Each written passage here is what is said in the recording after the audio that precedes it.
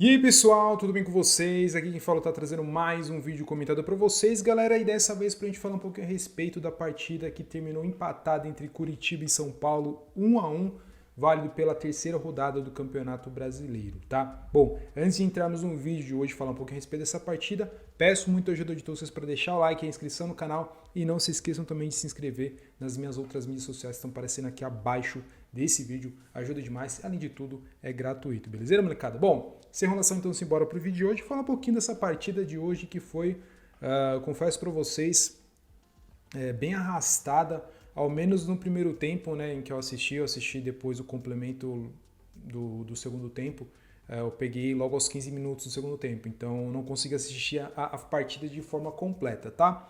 Mas inicialmente eu parto do princípio que foi o primeiro tempo que, galera, foi bem sofrível pelo lado do São Paulo, tá? O Curitiba entrou na partida de hoje bastante pressionado, a direção, enfim, que não vem conseguindo resultados. Já são 9 partidas sem vencer entre todas as competições. Foi eliminado precocemente, assim como foi com o São Paulo, e jogou hoje bastante pressionado, tá? E o que se viu foi o Curitiba bastante ofensivo, né? Procurando fazer valer o fator casa, né? Teve o apoio sim da torcida também na imensa parte do jogo, mas é aquilo, foi um time bastante complicado do São Paulo marcar, principalmente no primeiro tempo. Para você ter uma noção, dos 0 aos 30 minutos, estava um amplo domínio do Curitiba, criando oportunidades. Inclusive, nesse tempo, rolou um gol do Curitiba, do Bruno Gomes, um baita de um volante, cara bem técnico, um bom chute. De olho nesse cara aí, molecada. E foi logo no setor do Diego Costa, que hoje para mim não fez uma partida bacana. Ele é um cara que eu acho que tem muito ainda a crescer no São Paulo, tem muito a recuperar do seu espaço dentro do time, mas foi um gol em cima dele aí. Na parte do lado direito do São Paulo foi bem ruim hoje, para falar o português bem claro. Tá?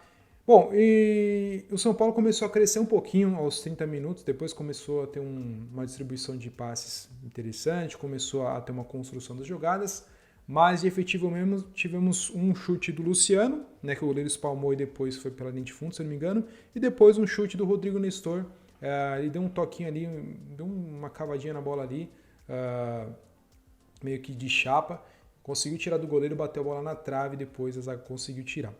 E o Rodrigo Nestor fez uma partida razoável, tá? Não dá pra gente criticar a participação dele hoje.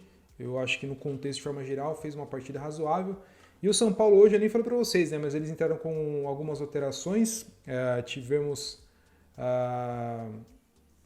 o time começando com o Rafael no gol. Tivemos o Rai Ramos, que não pôde jogar contra o Ituano, por já ter disputado a Copa do Brasil. Tivemos também o ingresso do Diego Costa também no time, então foram algumas alterações pontuais e também o Luan.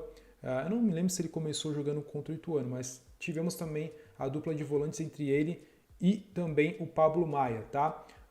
O Alisson também jogou, o Rodrigo Nestor, o Luciano e o Wellington Rato de time inicial, tá? Então, basicamente, esse foi o primeiro tempo. Que nem eu falei para vocês, no segundo tempo eu acompanho o time a partir dos 15 minutos porque eu tive que dar uma saída, tá? Mas assim, pelo que eu vi, o São Paulo teve um bom volume de bola, porém, as melhores oportunidades foi do Curitiba, que pecou muito com o Aleph Manga. Ele teve 3 incríveis oportunidades que desperdiçou. O Curitiba poderia muito bem ter saído com a vitória hoje, se não fosse vários erros ali na definição da jogada. Mas assim, o São Paulo conseguiu achar o gol, né? Achar o gol assim, entre aspas, né? Mas foi meio que na reta final, não sei se foi nos... Deixa eu ver se eu tenho aqui a minutagem do gol do Marcos Paulo. Eu acho que foi aos 40 minutos, 42 minutos que o São Paulo conseguiu fazer um gol numa trama que começou com o Gabriel Neves, que entrou no lugar do Pablo Maia, e o Marcos Paulo entrou no lugar do Luan. Foram as peças aí que resolveram o empate para o São Paulo, tá? Que foi uma construção do Gabriel Neves, que passou, se eu não me engano, foi... Não sei se foi pelo Luciano, eu não lembro. Acho que foi pelos pés do Luciano, que deu um passe e o Marcos Paulo conseguiu dar uma tirada no goleiro e empatar a partida. O São Paulo conseguiu 1-1, tá? Então, assim, de modo geral, analisando friamente a partida, eu achei que pelo menos esse um ponto foi um ponto muito importante e valioso pelo contexto, né, de forma geral, do que foi a partida, tá?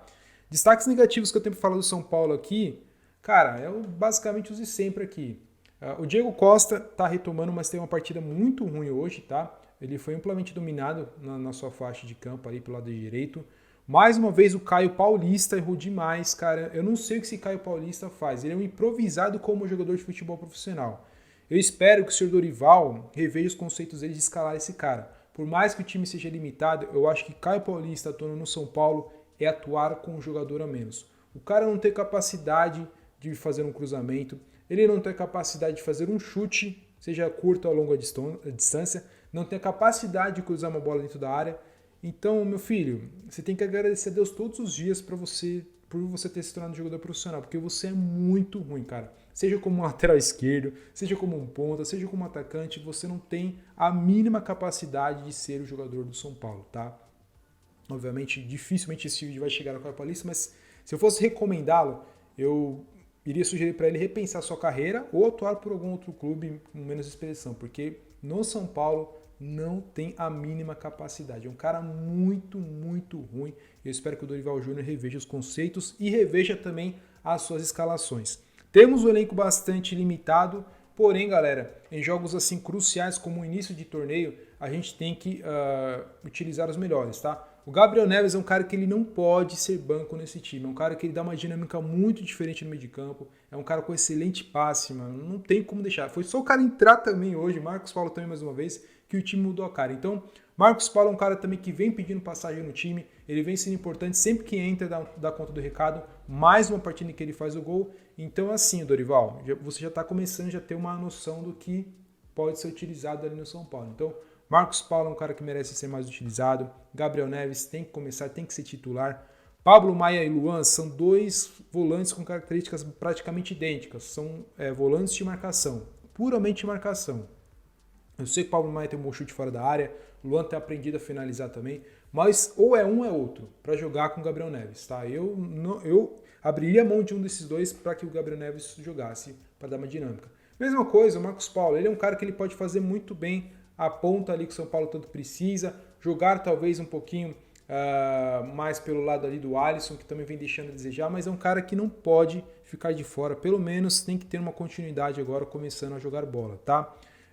O Wellington Rato hoje foi muito abaixo, o Luciano mais uma partida que vai muito mal, e aquilo, não temos dinheiro, então tem que se investir também um pouquinho na categoria de base e ainda mais esse ano, então, sei lá, a comissão tem que trabalhar um pouquinho mais de forma bacana, justamente para esse início de campeonato, para que os caras não sejam jogados na fogueira, entendeu? Não adianta nada você tentar puxar alguém da base ali para, sei lá, para encorpar o time, quando o time está lá brigando pelas últimas colocações, quando o time está enfrentando uma pressão. Então tem que trabalhar com a molecada já por agora para encorpar esse time ao longo da temporada, tá? Essa, galera, é somente a minha humilde opinião. Gostaria de saber muito a opinião de todos vocês, sejam São Paulinos ou sejam admiradores do futebol, tá?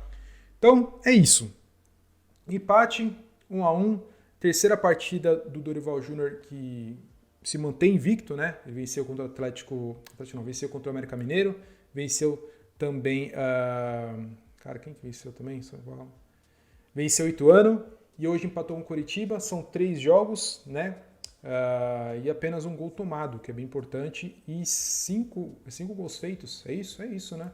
São Paulo está então com 4 pontos em quarto lugar e vamos acompanhando o decorrer da temporada. Tá? São Paulo que joga na próxima partida contra o Tolima no dia 2, agora terça-feira, mais um jogo na terça-feira, vai ser lá na Colômbia, então partida importantíssima. Tolima que eu acho que é o adversário a ser batido dentro do grupo do São Paulo, tá? Vai ser o cara que vai disputar, o time que vai disputar a primeira colocação lá do grupo do São Paulo, tá? Bom, aproveite, galera, para expor sua opinião, seu ponto de vista no campo dos comentários, para me informar o que vocês acharam da partida.